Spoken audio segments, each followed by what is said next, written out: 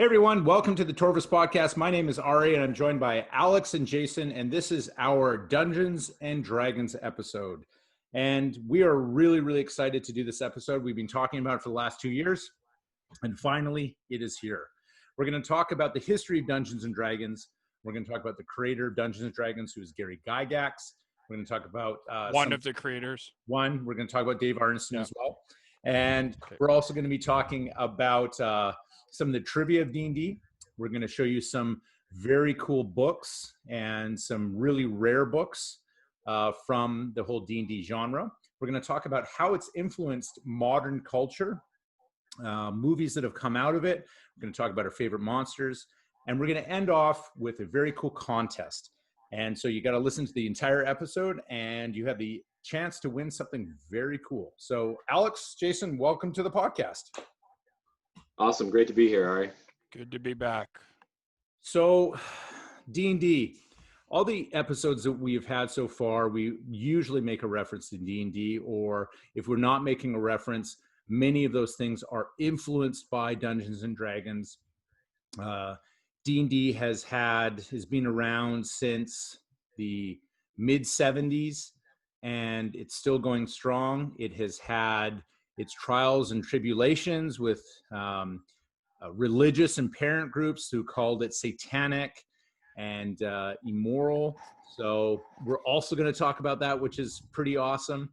And so, you know, where are we going to start? So I read a book which is called Empire of Imagination, which is by Michael Whitlow. Good book. It's a great book, and it talks about the history of D&D. And I strongly suggest the listening audience to seek it out, because it talks about Gary Gygax and his whole role and what he went through. So anytime you make a company and you're passionate about what you love to do, it doesn't always mean that the business side is going to work. And Gary Gygax ran into that a lot with his particular company. So what year did D&D come out? I think 1974 is the year. 74. Is that an important year for you? It's an important year for me. Yeah. So 46 years ago.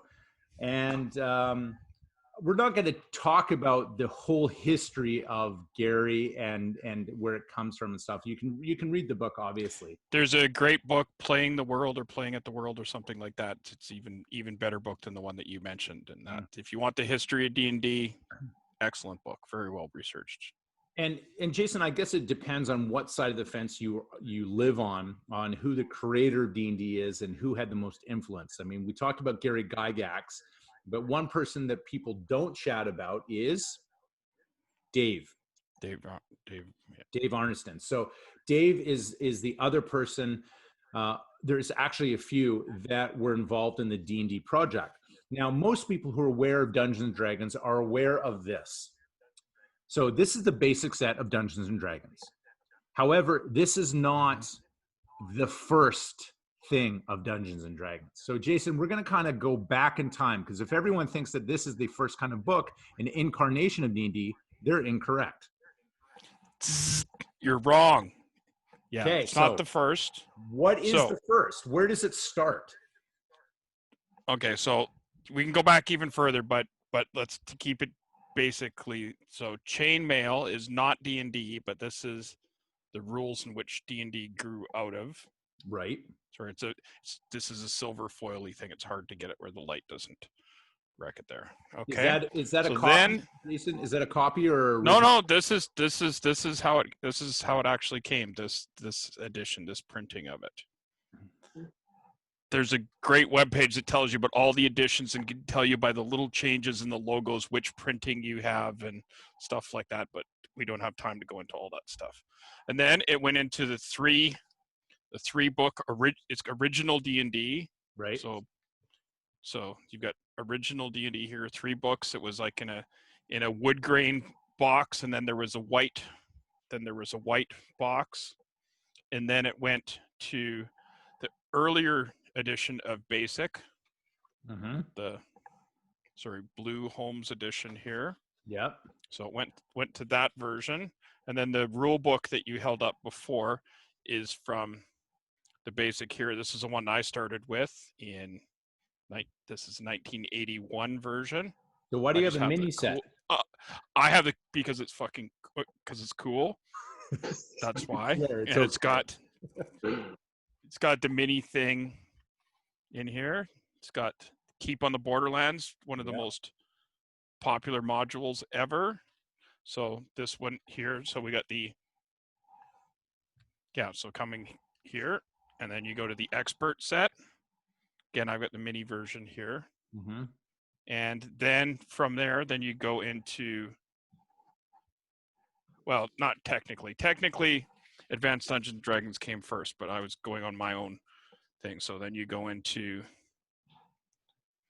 AD&D, Player's Handbook, Dungeon Master's Guide, Monster Man. I didn't bring the whole bookcases, and then it goes up, and then you'll have like the Unearthed Arcana. The book you were talking about, by the way, the cover of the book there is very good because it actually takes off of this. I don't know if you have the actual copy.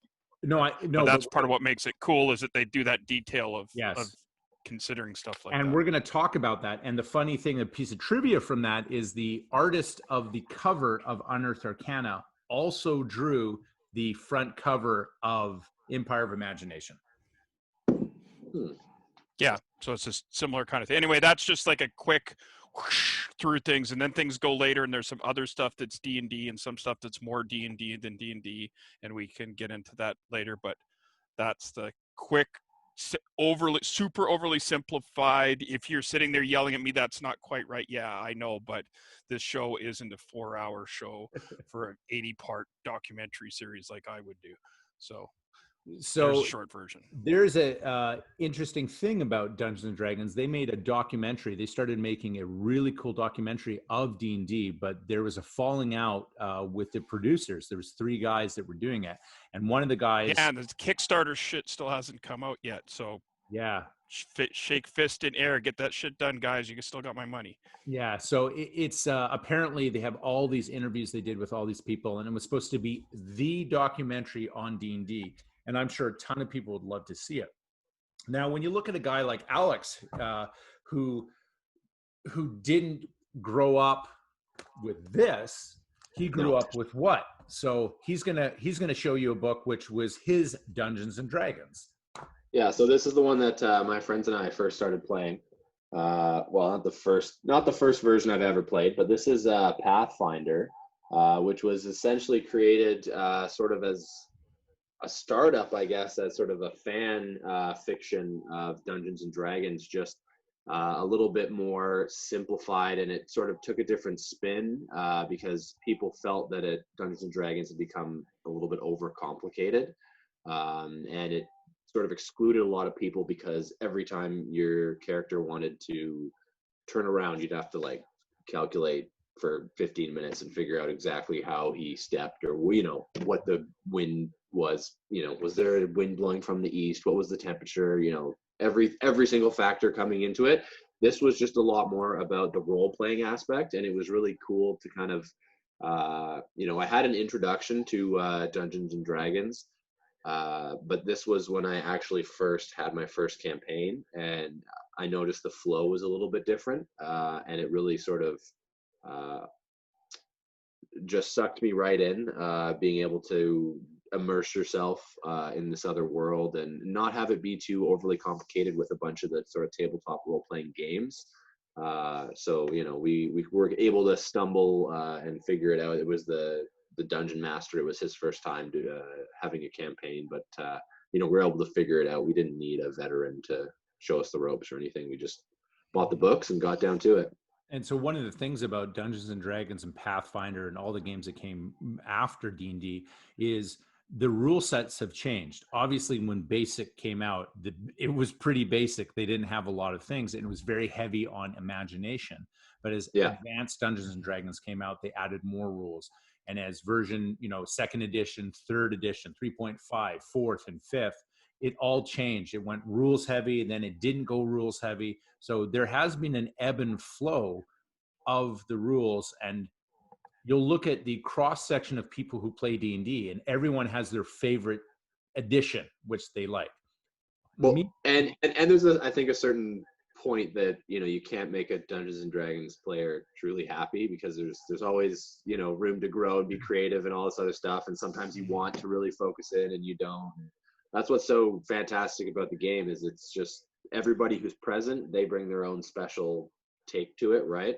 Yeah. So sometimes a couple kids were in the drama class, so it was, you know, really interesting. One of the guys was a bard, and he used to like have to sing like an actual song in order to like cast a spell. And he was like, he was doing System of a Down, you know, like what's on the table, right? Like he's just like coming up with stuff like that. He's got his loot, right? But yeah, it's just it's fun to be creative and silly with it sometimes, but it's also good to have a smooth, dynamic game that doesn't leave a bunch, you know, totally to random chance, that you can build and develop a character, and you get this sense of accomplishment and growth as well. Gary Gygax actually has a rule in D&D that he wrote, and he basically was talking about how the rules are just suggestions, and everything else falls to imagination, right? And you know, products of your imagination is what they used to call it, right? And so Jay, when you would play D&D, were you more into the rule set and the rolling and all the percentages, or were you more into the back history and the actual role playing of the game? It depended on the game. Like we did a whole variety of different things. So that's the beauty of role playing, is that there's so many different ways that you can play it. And if you just play it just one way, you're missing out on part of the richness of what role playing is. So sometimes you'd have great backstory. Sometimes you just do it as a glorified war game, board game. Sometimes you'd get into it where you wouldn't roll any dice. You'd just be talking and acting, and it would kind of depend on which one you were into. And each group develops their own dynamic too. So yeah, there's no one right way to play. There's no one right best game ever. It's what's right for you at the time with the people you're playing with. So here's my first question for the both of you, and I'll start with you, Alex. Yep. Let's say that you're playing a role-playing game, and let's say you're playing Pathfinder D&D, and the Dungeon Master is talking about something in particular, like you're walking down a path, you come to a pit, and you need to get over the pit. And the Dungeon Master says, Alex, what do you do? And your response is, I'm going to jump over the pit. Yeah. So now this comes down to a dexterity roll or something like that. Yeah. Now here's my question. Some DMs will have their DM screens up, and they will roll the dice, 20-sided or whatever, behind the screen, and then we'll be like, Alex, unfortunately you jumped, and in midair you miss, you fall into the pit, you die. Yep. Some DMs will be like, Alex, please roll to see if you can make the jump. So my question to you is, would you rather have the DM roll it, or would you rather roll to perform feats? I think that it depends on the game and depends on the level of intensity that you're playing it with. For me, I personally prefer rolling the dice just for the feel of it. I like that level of interaction, but I think that you can actually enjoy a very rich game when someone else is rolling for you, but it then becomes much more on that storytelling, like very casual level. But for me, like, it's funny, I really appreciate the role-playing aspect, but I'm like all about the character sheets and that like sense of like accomplishment and leveling up and the build. So that is really important to me. So for that reason alone, I'd have to say that I prefer to roll the dice. Okay. How about you, Jason?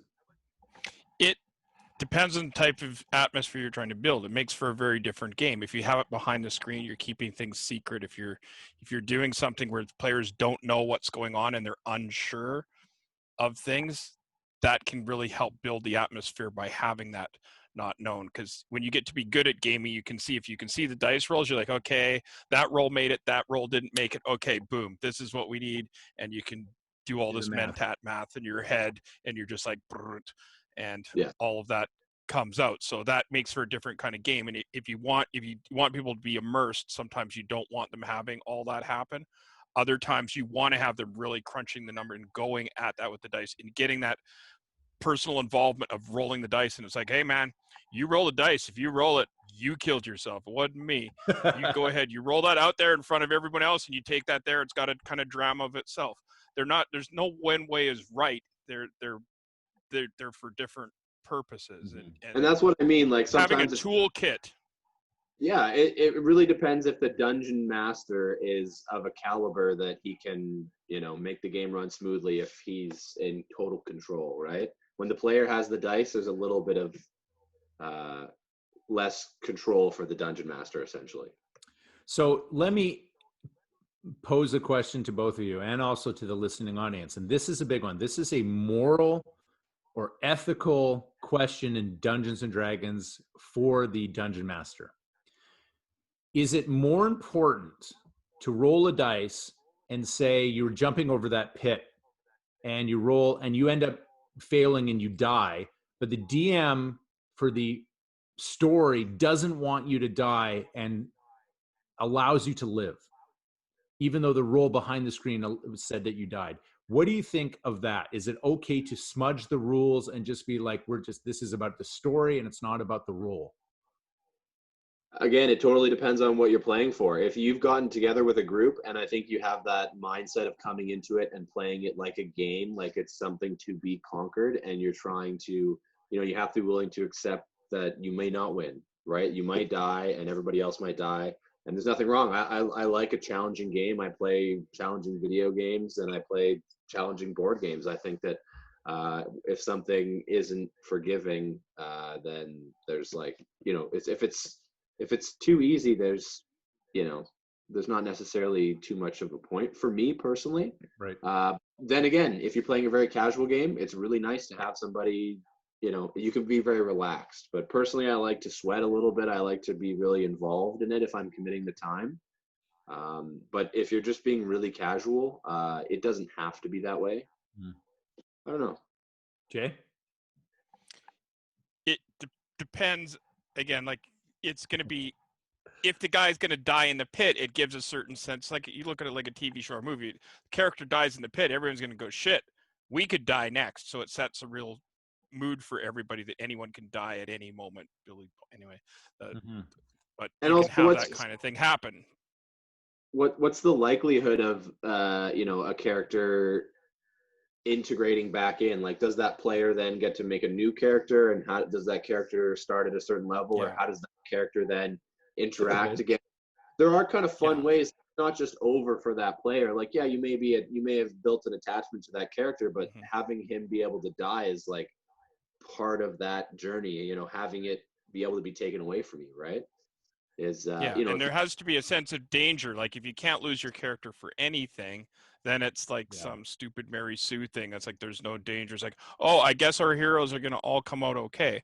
But on the other side, so sometimes you want to kill them off like that. But on the other way, you might want to kill them, but you want to kill them for a good purpose. Like, they want to die. You're going to be planning on killing them, but you want them to die heroically, not just randomly. So they're different kinds of games depending what you can be a different brand of killer DM, even if you are a killer DM.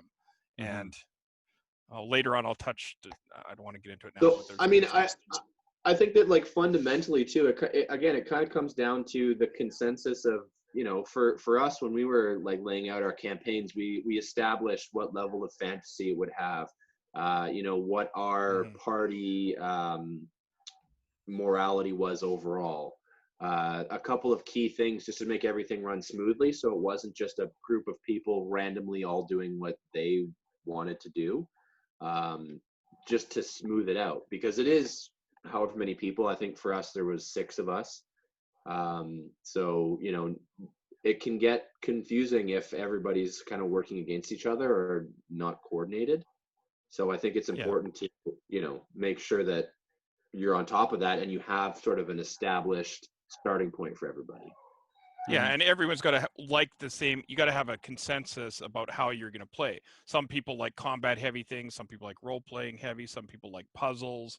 Some people like, you know, there's different aspects that you can do. And one player might like this, one might like another. You may have a whole group that's into a thing. So you got to be able to adjust it to what the group agrees on. And maybe sometime you want to do this, another time the group agrees. As long as everybody's on the same page, have those ground rules where everyone's following the same thing, then everyone has more fun, but you create it together. So how big is too big of a troop when you're playing role playing or Dungeons and Dragons? Characters or players? Players. players. You mean like, but they could have multiple characters then, or like just one-to-one? No, it's just like how many people like sitting at a table is too many people at a table. I honestly, we had 6 sitting at the table, so 5 players, 1 DM. That's it depends on the people, man. I think if you are in the really same creative headspace or just a very similar personality type, the more people you could have, just because the more automatically you are on the same page or playing for the same reasons or trying to get the same thing out of it. It's just if you have different personality types, it can be a little bit conflicting if somebody would rather like talk to the goblins instead of just murder them all. And then, you know, you waste a lot of your time like, we're trying to talk to these goblins, and then you roll a charisma thing wrong and now they're all trying to kill you, and you're like, why did we do that? Like, you can get frustrated. Like, people can be you know, frustrating when you've, you know, spent the last 4 hours trying to get somewhere, and then they decide to pick something up or do something stupid, and you're like, why did you do that?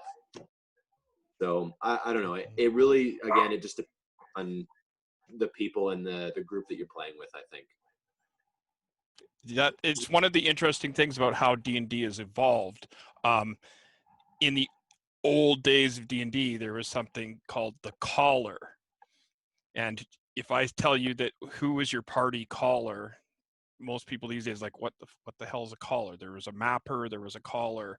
So some of the early games that you'd have like 15 players in the things, and so you had a party caller. So one person would say what people were doing, because it's too much to do all the stuff. You'd have someone who did the mapping. You'd have these big sand tables with a whole bunch of people around it. You can do it like that. You can have other ones where people have multiple characters, people that are running their main characters, and they have their characters' henchmen as the levels go up. It gives a different kind of game. You can have an intimate thing where you have like a one-on-one, you know, player DM sessions where you're just developing your character on the side, or you can have these massive things where you've got a ton of different people. And again, role-playing grew out of the wargaming era where there was a whole bunch of people around these. So a lot of the early D&D has that kind of stuff where some of those assumptions are where you have a lot bigger group of people.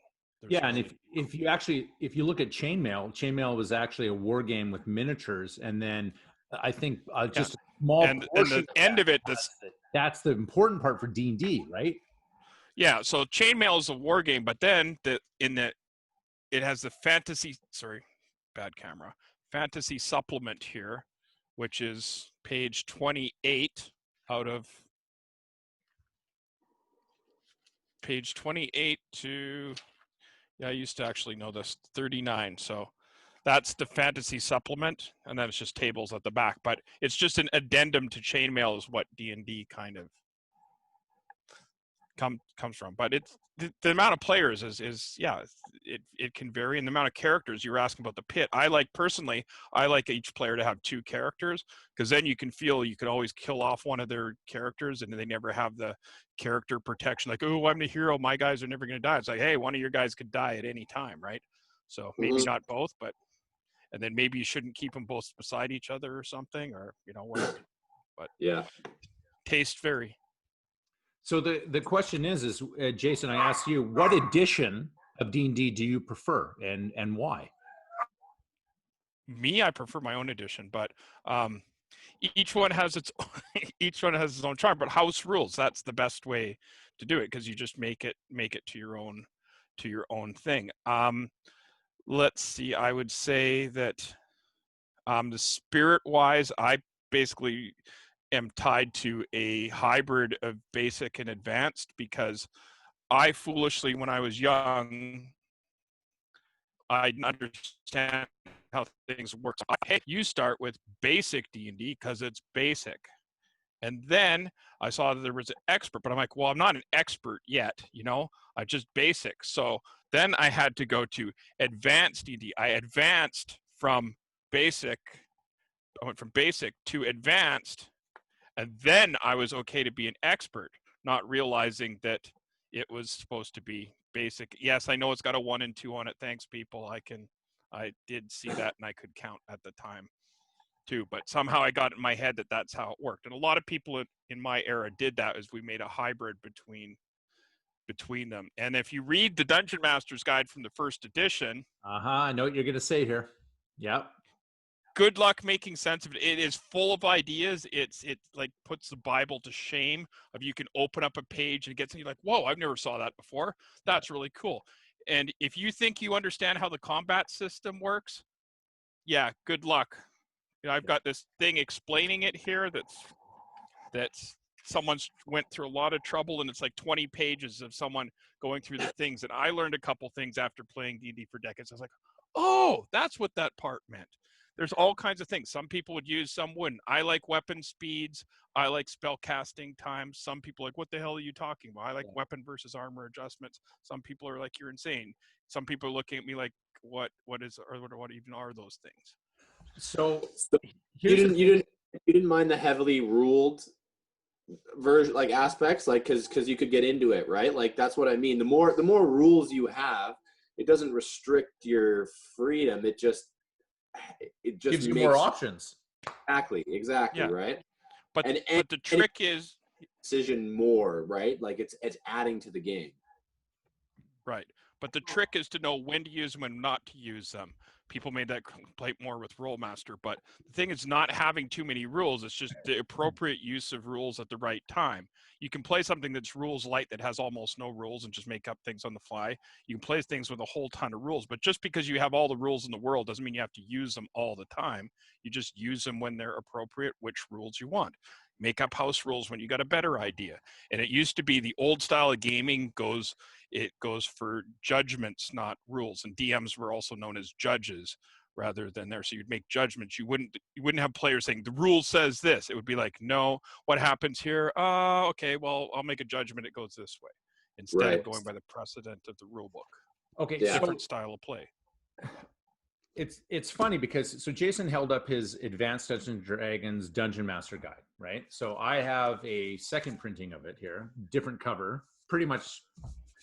Why is it all glossy? You got that thing? You got that laminated? Yeah, I have plastic on it because I used it so much. So, but one of the marketing things that TSR did, which was kind of stupid, but they did it anyway, was in this particular book, it says, if you are a player, do not read this book, right? Because it has obviously information that the player shouldn't read. Now think of this. It has a great warning on that. It does. Can you find it for me? Basically, think of it this way as a marketing. If you're trying to sell books, but the majority of the players and people who are buying the stuff aren't allowed to read. This is awesome. I have mine highlighted there. This is awesome. Read it. We didn't even plan this, but I just want to show you that it actually is highlighted, and I know no one else will believe us. That's awesome. Okay, read it out. Actually is like this. What is it? Okay, this is from that era.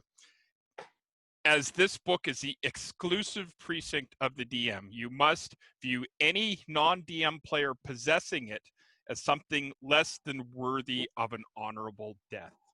Page 8, second paragraph. Easy. Less than worthy of an honorable death. Oh yeah, there it is. Peeping players, there will undoubtedly be, but they are simply lessening their own enjoyment of the game by taking away some of the sense of wonder that otherwise arises from a game which has rules hidden from its participants. So there it is. So that was the one problem with TSR and their whole structure is they were trying to get it right, and they had some massive successes, and then they had some massive failures. So I think it was at 1983 is when they had stopped publishing their last AD&D book, and they didn't have anything for 2 years, and the company was in financial ruin. And so what happened was there was a book that came out. We've already talked about it. And where did I put it?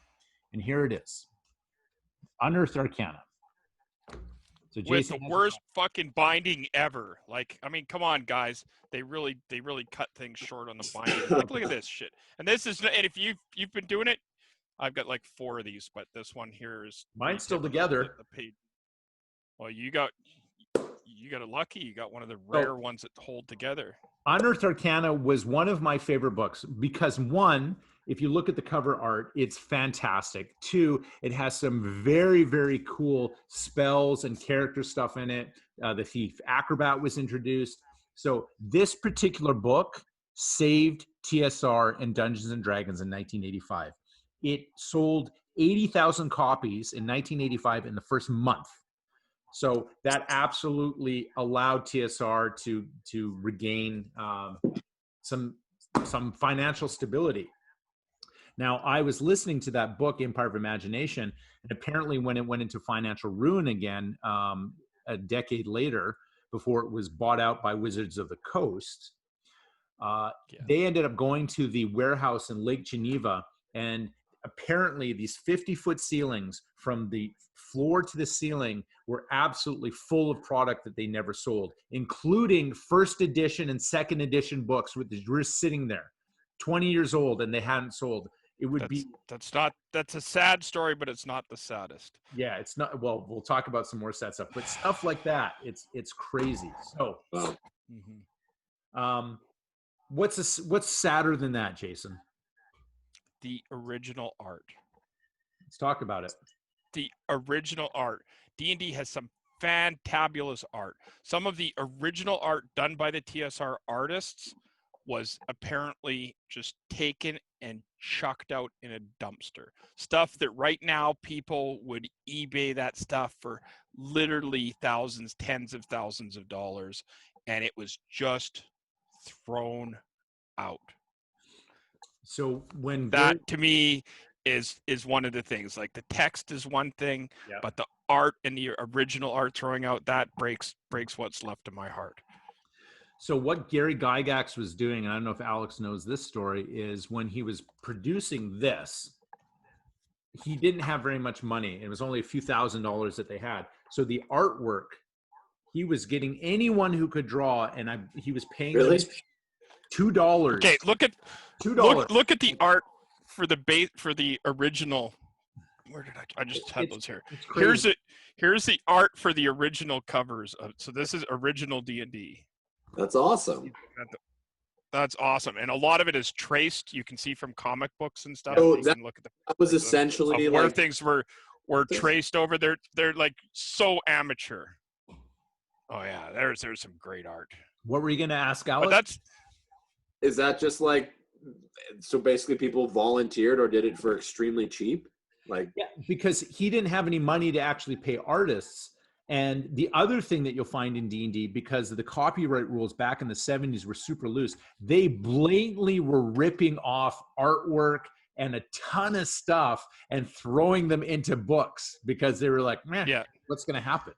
In fact, you'll see, like, that's a later one. So that one there has halflings in it. The Tolkien estate, they were kind of bastards, were on their case because they had hobbits and balrogs and stuff. So if you have some of the earlier stuff, that's what they'll call them. But then in the later stuff, they changed them.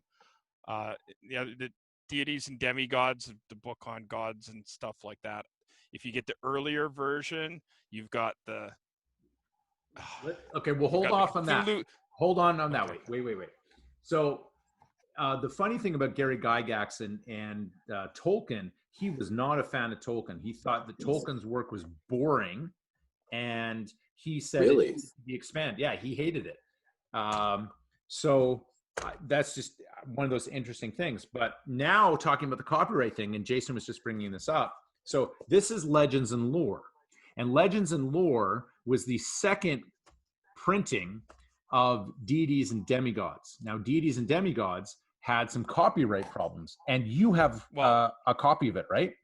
Yeah, so there's deities and demigods, but then they had to remove 2 chapters from it, and it was still deities and demigods. It has the same cover. So if you're in secondhand stores, you can't tell by the cover. You actually have to open it up. I snagged several of them by opening it up, and then they just did they redid the covers, just like the Dungeon Master's Guide, the yellow spine ones. They redid the covers for the. So what's missing from the original deities and demigods to that second edition? What did they pull out?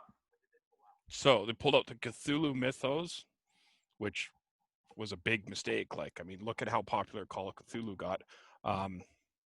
So that was why did they pull it out? What was the reasoning behind that? Because it was they know copyright. to Yeah, put it in. Chaosium, didn't they own it? So that was the thing. So they didn't have the legal right. So they did. Yeah, so they should have made a deal. They should have made a deal with them. Yeah. They made a verbal deal. So- This is actually what I had heard. They made a verbal deal with them, and also with Michael Moorcock and the Melibonian Mythos. Yeah. And so they also pulled that. So Jason has an original copy of the Deities and Demigods with those in there, right? Yeah. Yeah, I've seen it, so it's pretty awesome, and I wish I had that one. I don't, unfortunately. Sorry, I did buy several of them and gave them away as gifts, but that was before we had. Yeah. Anyway, there's just so much cool. How did we get on to that part? It doesn't matter because Dungeons and Dragons role-playing is amazing. So now we're going to kind of segue into. I'm going to ask. It's Alex. amazing. So, a maze full of monsters, maybe. D&D and role-playing permeates our lives, and it has basically launched 1,000 other games. And one of the things they talk about is Facebook is actually, if without D&D, there would be no Facebook. And you're like, well, how does that work? So the idea is when you make up a Facebook profile, you're making up an alter ego. It's not really you. And that's what role-playing is. And so the whole social media thing of putting yourself out there is actually not the real you. So they look at role-playing as being the grandfather to kind of social media. So I thought that was kind of interesting. And also role-playing gave the ability for geeks to become social, which when they never were before, right? So think about how many people who were socially awkward got to get together and enjoy this tabletop gaming. And then built your computers because they met other people that were interested in the same stuff and made all the science fiction and fantasy and TV movies and computer games and all the stuff that you people enjoy would not be possible if people that played D&D hadn't got together. Mm-hmm. And then like we look at Alex has talked about some of the games that he's played, computer games, they're role-playing games. Like think of some of your favorite computer games, Alex, and throw them out there. The Elder Scrolls, so Skyrim, Oblivion, all those games is like RPG. That's essentially the closest video game I've played to an actual like campaign of Dungeons and Dragons. Dark Souls, like any RPG, any role-playing game can be credited back to Dungeons and Dragons. I mean, Lord of the Rings is a little different because they spawn many different video games and things like that from there. But they're endless. Any RPG, I think you have to give credit to Dungeons and Dragons for sure. So, Alex, let me ask you this question. You were playing Pathfinder before. Are you drawn to a particular character class or race typically? So, yes. My very first Dungeons and Dragons character I ever made was a half orc, but my next character, because the first time I played, we just played a couple games, and I was very into the combat and that aspect, and we made the characters first, then we went to like buy a little figure, and I had just, I don't know, I wanted a big barbarian character. I thought I didn't understand the game, I didn't have the concept. And after playing a little bit, I realized I didn't like being like a stupid brute. I didn't understand the restrictions, because when you're building a character, you can't just be good at everything. You can't just come out and you are the strongest, the smartest, the fastest. You have to balance, and you're going to have weaknesses. So for me, my next character that I played my first full campaign through with was a rogue. And I found that really actually suited my playstyle better. We were a primarily lawful good group. I was neutral, so I was good neutral, which allowed me to, every once in a while I would go against what the party wanted, and I would just say like, no, I've had enough of this. I'm stealing this thing, or I'm going to go kill this guy or whatever. Like I was the one that would be able to break rank and kind of do what may be necessary, but not along the party's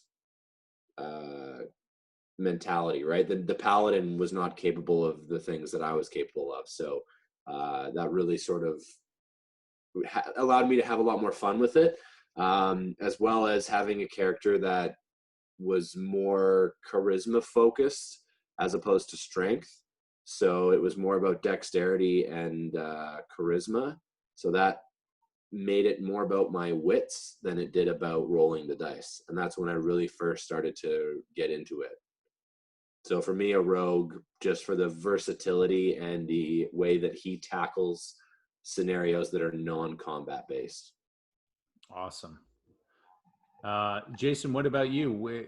Are you drawn to a particular character or race? DM. Yeah. I am too. Honestly, I am too. Yeah, no. Yeah, the DM, because you get to do a bit of everything. It kind of depends on my mood and what's going on in my life at the time. Sometimes when my life is really complicated, I can have a lot of fun playing a low intelligence barbarian that just smashes things, that doesn't have to overthink things. But there's other times in life where I want to get in and play the wizard with all kinds of plans within plans and backups and contingencies. Yeah, and again, like for me, the rogue was good because it's like, have you heard the improv saying that an idea is exactly like Transformers?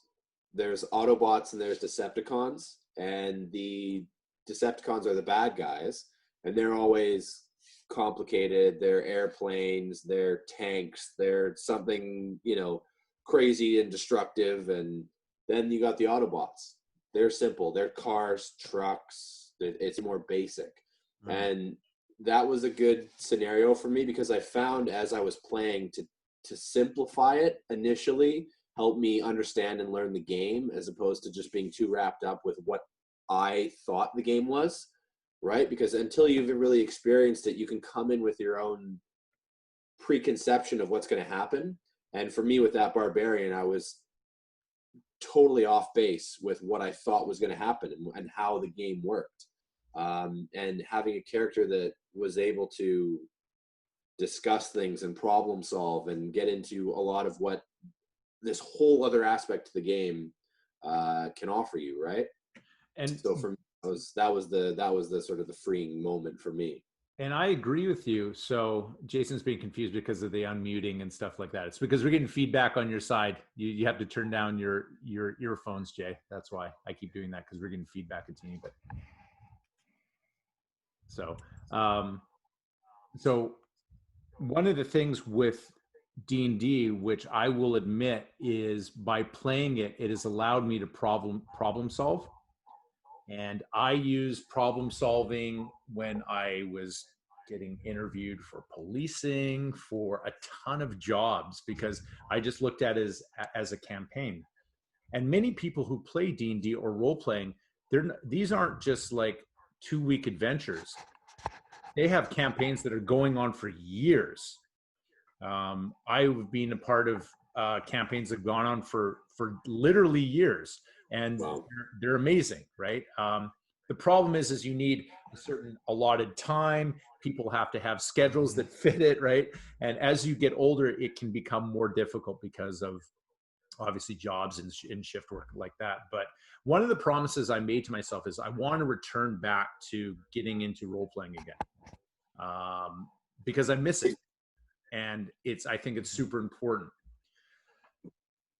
Now, Dungeons and Dragons, one of the things about that is it has so many different monsters and creatures in it. And that's the great thing. And Pathfinder does too. So Alex and Jason and myself are everyone's grabbing a book, are going to be talking about, Beaster, yes? Okay, so this is great. So everyone's got their own thing, because I'm grabbing, hold on.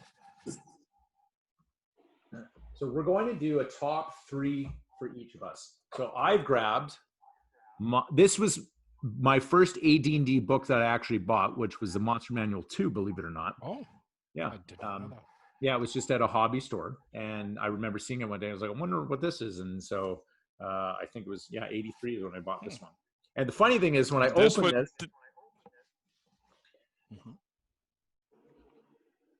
Apparently, Oh, That was in it. That was in it already? no, I put them in. There's a whole bunch of Transformer stickers in it. just to remind you to keep it simple, right? Yeah. So we're going to talk about our favorite monsters from each of these books. Okay. So I'm going to choose 3 monsters from here. Jason will do the same, and so will Alex. So Yeah. we'll do it in a round robin. So we'll start with Jason on a very cool monster from Monster Manual 1 and why you think it's cool.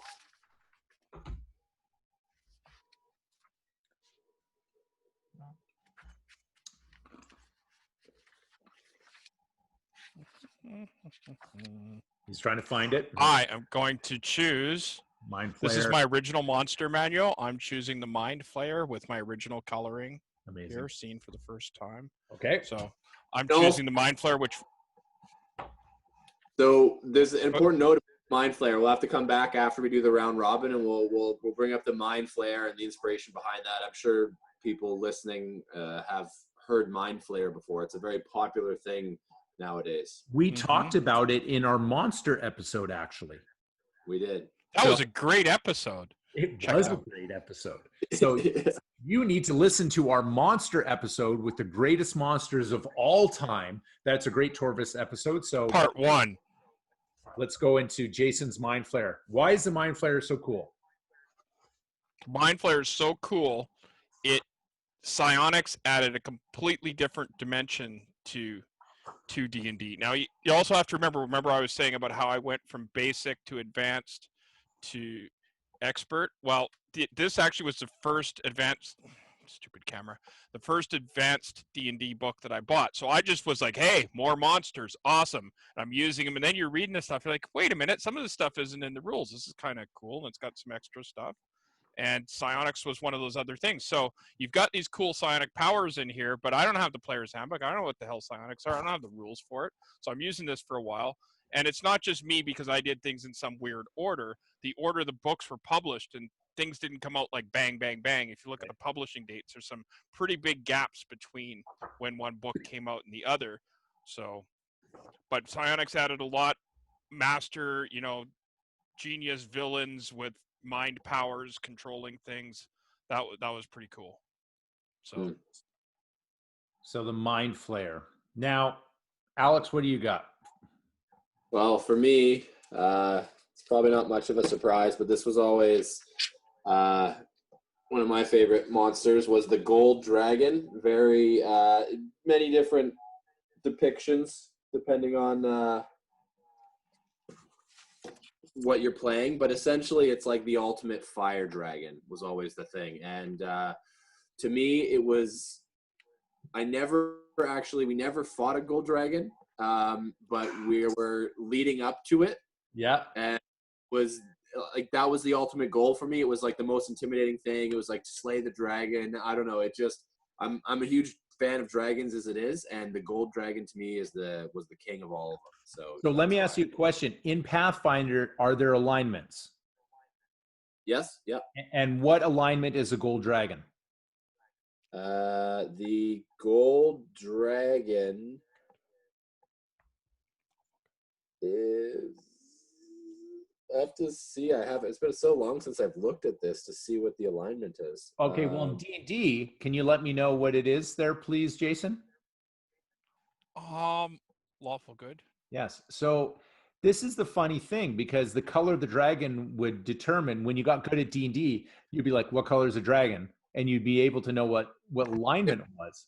Or what kind of breath it's going to breathe on you. Like, yes. They all depict the, So exactly. And the golden dragon too was like, he was the smart, sophisticated, like there was sort of it was like you could talk to him, you could try to get the treasure, or you'd have to fight him. Like I remember it being, we never did it. So it's kind of my, my white rabbit, the one that got away. So yeah. Dragons are very cool. And this is a side note. I was just watching the first episode of Dungeons and Dragons in 1983, the cartoon, and it is exceedingly Dungeons and Dragons. It's so bad. It was so bad. But they have Tiamat in there, obviously. They had some cool magic items in there. Yeah, Tiamat. They did. It was so simple. The art was so simple. Avenger and stuff. But at the time, it was like, ooh, Saturday morning cartoons. Yeah. All for ignorance is bliss. But yeah. So that leads me over to talk about Tiamat. And Tiamat was actually a devil. And Tiamat was the ruler of the first layer of hell. And that's what Jason is looking up right now in Monster Manual 1. It's really either really cool that I know that it's in there, or it was just really bad because we're so geeky. So I've always been fascinated with the devils. There's Tiamat. Yeah, so I never get used to the way the cameras work backwards. It's like a mirror. Clearly, I'm not vain enough to have enough mirror ability.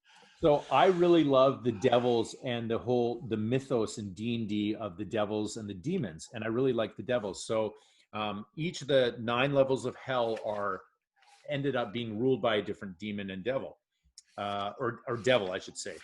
So one of my favorites from Monster Manual 2 is Mephistopheles. Oh, we always used to joke about this too. So I really like. I didn't realize that was your favorite when I was making those jokes. Yeah. That's cool. So Mephistopheles was one of my favorites. So he's the ruler of the 8th level of hell, and there's obviously different. There's ones. 9, so 8 out of 9. Yes, and number 9 is Asmodeus. Now, here's a piece of trivia, Jason. Let's see if you get it. They have Asmodeus as 9. They have Mephistopheles as 8. But in a dragon magazine, they actually published Satan as one of the devils. Did you? Yeah. Yeah, they actually have Satan in there, and they have another one. They have another series of ones where they have outcast devils also that are banished. So the first plane of hell also has a whole bunch of ones that are outcast that used to have other positions within the hierarchy and stuff. People that are Forgotten Realms fans, Ed Greenwood, the guy that did Forgotten Realms, actually did a really good job with that stuff. Even but he did a really good. If you like 9 Hells stuff, read Ed Greenwood's articles on the 9 Hells and stuff. They're great. So very cool. I'm really into that. And as a sidebar here, I was so into the mythos of that kind of hell thing that during one of my campaigns, I did a whole Hellraiser thing that I created a whole genre in D&D of Hellraiser mythos with Pinhead and stuff because it was so cool. Now, going on to Hellraiser. We have not done Hellraiser yet. That's an episode. We will. Don't worry. Okay, fine. Okay. So number 2, Jason, what do you got for a favorite monster from Monster Manual 1? Well, I have a soft spot for the Jesus Umber Hulk. Okay. Why? It digs through stone. It doesn't fly. It doesn't just walk. It doesn't swim. It digs through stone. It's tough. It's got this really cool thing when it looks at you and causes confusion and fucks parties up. The first module I ever played before I even started getting my own D&D stuff was actually Ghost Tower of Inverness. It was an AD&D module before playing D&D before I played D&D. And so I have really fond memories of Umber Hulk. I'm going to do there, and so it's funny because your memory for D&D is different than most people. So I'm going to flash something at you, and I want to see if you can tell me what it is. Was that Isle of Dread that you just picked up? I didn't even show it, and he got it. It has the orange stripe on the. Amazing. Did you see that, Alex? I went like this. It kind of went like, whoop, that was all I did, and he saw it. And got it. Okay, I'm going to do one more. Isle of Dread is great. It's like a King Kong knockoff thing, and yeah, cool. Okay, here's one. He won't get it. I mean, he'll know. I don't know everything, and there's a lot of shit that I don't know. This is one of the Dragonlance ones, and I don't know. It's green, so maybe it's Spring Dawning or something. I don't know. Dragons of Dreams. The fact that he got that right away was awesome. Okay. Now, those modules they're like, you want to talk about horrible railroady kind of stuff. Novels don't what makes a good novel doesn't necessarily make a good module. Just like Correct. What makes a good novel doesn't necessarily make a good movie. There's different mediums of doing it. And this brings up a larger point that role playing is not, sometimes we always say it's like being in a TV show, it's like being in a movie, it's like being in a novel. It's like it, but it's not it. It's different. You're not the writer. And DMs, you can't just be the writer that this is how my story goes. The characters have their own ideas and do their own shit. So that's kind of how things. Anyway, get off it. Jason, you've closed the monster manual now. Don't open it. But how many hit points does an Umber Hulk have? An Umber Hulk? Yeah. I don't know how many hit points it has. What is it, like 8 plus 3 hit dice or something? I don't Take know. a look. 8 plus Let's see. 4, maybe plus 4. Let's see if he gets 8 plus 3 or 4. 8 plus 8. Oh, I'm humiliated. 8 plus 8 hit dice. pretty close. Okay, Alex, what do you got for your second? My second one is going to be an Oni, which in Pathfinder was an ogre mage. And the reason that I bring that one up is because I made we were playing sort of our evil campaign. Yeah. And I was a lawful evil half-orc samurai that rode a Triceratops. So this was like my most Decepticon Almost ridiculous character. Yeah. And the DM let me have that Triceratops, but he also kind of gave me this curse where this Oni would show up and like mess up. He was like my own personal like cursed demon that would show up and mess everything up for me. So for me, I like the Oni because it was a good adversary for my samurai and just a really, really kind of cool looking Japanese style demon. Yeah. And my armor there. Wow. So it was fun just because the relationship and how he would show up and just whenever I got a critical like win or something like that, that's when he would come out and get me. So they always kept me in check. Yeah, you do like the Oriental kind of demons and stuff like that. It's because you've always been into that. So like just So my second favorite monster, and I'm going to now jump over to the demons, was a demon by the name of Grasset. And he's right there, right here. And he was a 6-fingered demon, and he had a sword that spat acid. He was also the arch enemy. Dripped acid, it didn't spit acid. It dripped acid, yes. He was also the arch enemy of both Demogorgon and Orcus. Now, as you know, the Demogorgon is mentioned in Stranger Things. Mm-hmm. And it's also in Monster Manual 1. And he's a father of what famous character from this campaign world? From Greyhawk. I can't remember. Who is it? You probably didn't read the novels, so you're not sure, and I'm not going to wreck the surprise for you because those are novels that, as a D&D pie, I can't believe you haven't read them. But anyway. So Grasset was one of my favorite demon princes. Again, very cool. I really like the high level stuff. And this demon always reminds me of my buddy Eli because he really likes it as well. So next to you, Jason, what do you got? I have, let's hope things don't fall out again. Go to the opposite way that I think. I have a Sahuagin. What is that? Sea devils, devilmen of the deep. Oh. So are they like merfolk with legs? They're basically like the creature from the Black Lagoon kind of looking things in these early editions here. They're sort of one of my favorite H.P. Lovecraft stories is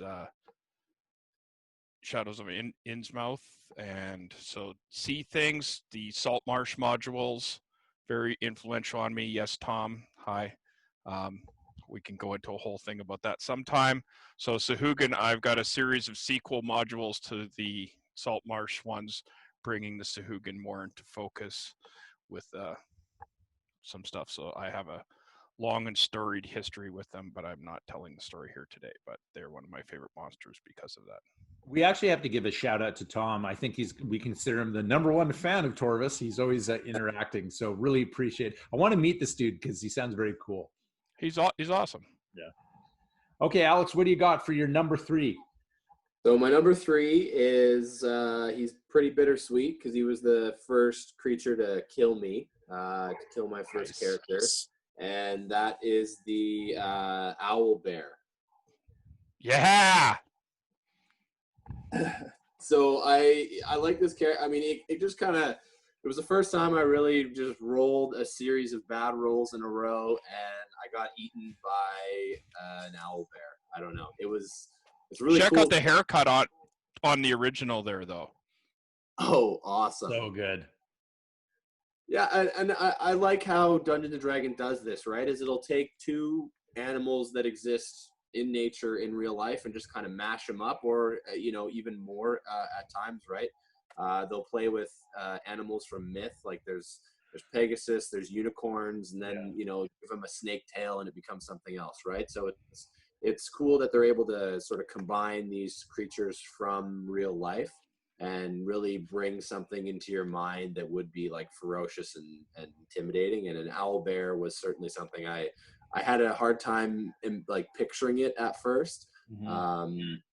But it was. What level was your character when you got killed by the owl bear? It was the first one. So my character was like a level 5. I wasn't really supposed to, like, I was kind of went into its territory, and where I wasn't supposed to be, I was just kind of, and I guess the DM was like, okay, well, here we go. Here's what you stumbled across now. Mm. So. Owlbear. Owlbear. Yeah. Keep on the Borderlands, inside cover. So Hackmaster version's even better, but we always have these monsters, like Owlbear is yours. So one of the monsters, again, so my number 3 monster that I love from Monster Manual 2 was a legendary monster. Also possibly the most dreaded monster of all, as it says here. Tarrasque. Yes. So here it is. So that's it. 300 hit point monster. It would ravage the countryside, eating all vegetation and animals. It had 300 hit points. Huge. It had its teeth were sharpness teeth, so it basically would just cut off limbs if it chomped on you. Again, you'd fit right into a Godzilla movie. Amazing. Just love it. It's 50 feet long, so just great kind of again monster. I really like those high level monsters and the high level D&D campaigns where you could really delve into like the crazy stuff. I mean, the orcs and the goblins, those are great too, but I've always been attracted to you're a level 15 character and you're going against something big. So I love that kind of epic thing. Now, I do have to point out one thing in the Monster Manual 2, which I consider the worst monsters of all time. There is a plane called Nirvana, and on it are the Modrons. And the Modrons are basically these creatures that are shaped in different like squares and circles. They're the weirdest things. Right? But you get to learn about shapes and stuff. It's great. It's just, they were so ridiculous. And I always read it, I'm like, God, this is just odd. So anyway, weird stuff.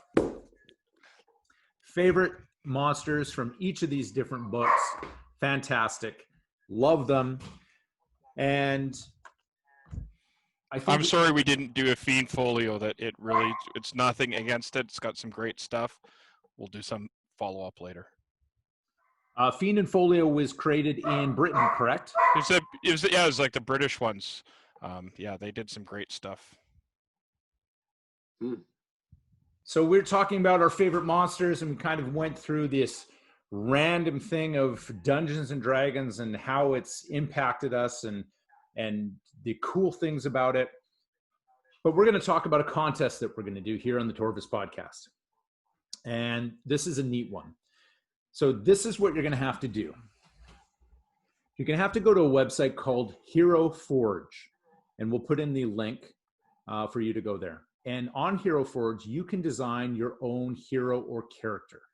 And it's this little 3D model, and allows you to play different races, different classes, put different weapons. You can do different poses. It's fantastic. It's basically this 3D modeling generator. And Hero Forge is awesome. Alex, myself, and Jason have all created characters, and we're going to put them up so you can see them here on the podcast. I'll just put them down over top of this so you'll see. And so this is what the contest is. You need to go to Hero Forge and create a character. Then take a screenshot of that character and send it to us via however you want to send it to us. On our Instagram is probably the easiest, which is the Torvus podcast on Instagram. Send us that picture, then send us a write-up of the hero and why and who they are. What we will do is take the top 10 characters and images, and on our next episode of the Torvus podcast, we will feature them on the podcast. We'll tell the story, and we'll basically decide which of the top 10 of the number one, which is the best. And that number one will get that hero made. So it's a 3D modeling. We'll have it made. We'll have it sent to you. So join us in this really cool Hero Forge contest. Again, go to heroforge.com, a great website, and start making your characters. Unfortunately, you might get sucked into the generator because Alex was. You will not create one character. It will not happen. I've created several, and they're on the way. So I've actually ordered them, so they're on the way. Alex, how many did you already ordered them? Wow. Yeah, I did. I ordered them. Yeah. So Alex, I think, made like more than 5 and kept sending them to us. I think I made about 8 on like my first time you sent it to me, and it doesn't tell you the number, but I've got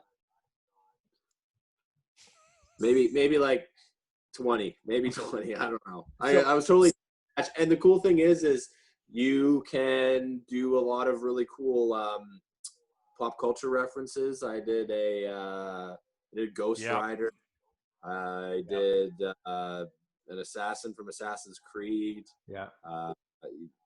The Ninja Turtles, you name it. There's all kinds of fun stuff you can come up with. The one I did from modern culture was I did Ao Leong, the henchman from Big Trouble Little China. You could actually make him. It's just like, it's crazy. Yeah. That's insane. And I just want to say, when you're sending the pictures in, because these are 3D models, personally, I like to see from not just one angle, but because some of the stuff you can't really get the whole. If you can capture the character from one angle, fine, but you can go wherever you want. Get like 2 or 3 so that you can show us the whole thing of the character. If you can capture it in one, awesome, you're better than me. I find I need 3 to be able to really get a sense of the. Yeah, so that's a great thing. So send us several different angles of this. Sometimes I would screenshot and just start recording my screenshot and do like a 360 of it, which is very cool. And when you send us the write-up about it, don't make it one sentence. Like I want, a couple paragraphs. Backstory. Yeah, make a backstory.